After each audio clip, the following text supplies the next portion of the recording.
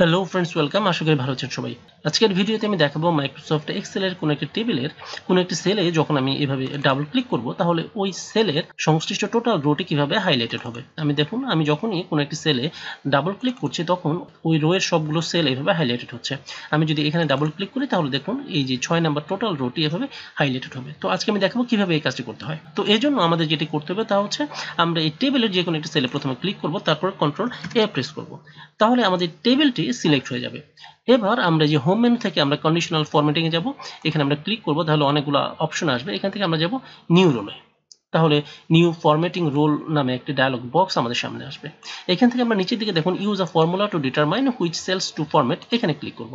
তাহলে এই যে এখন দেখুন format values where this formula is true, এখানে আমাদের টেক্সট বক্স আছে, এখানে আমরা একটি ফর্মুলা লিখব। তো ফর্মুলাটি আমি নোটপ্যাডে লিখে রেখেছি। এই ফর্মুলাটি আমি এখানে কপি করে নিচ্ছি, তারপর আমি এখানে পেস্ট করে দেব। এটি হচ্ছে ইকুয়াল টু রো, তারপর ফার্স্ট ব্র্যাকেট ওপেন ক্লোজ, তারপর ইকুয়াল টু সেল, তারপরে ফার্স্ট ব্র্যাকেটের ভিতরে আমরা দিব ইনভার্টেড কমা এবং তার ভিতরে দিব রো। এই কোডটি আমাদের লিখতে হবে। তারপর আমরা যাব ফরম্যাটে। এখান থেকে দেখুন ফরম্যাট সেলস নামের যে ডায়লগ বক্সটি আসবে, এখান থেকে আমরা কালারটি সিলেক্ট করব। সাপোজ আমি এই যে সবুজ কালারটি নিব, গ্রিন কালার। আমি এখানে ক্লিক করে দিচ্ছি, এবার ওকে প্রেস করছি, এবার ওকে প্রেস করছি। এখন দেখুন এই যে সাথে সাথে আমাদের যে সেলটিতে আমাদের ক্লিক করা ছিল সেই সেল সংশ্লিষ্ট টোটাল রোটি হাইলাইটেড হবে। এখানে ডাবল ক্লিক করি তাহলে এই রোটি হাইলাইট হচ্ছে।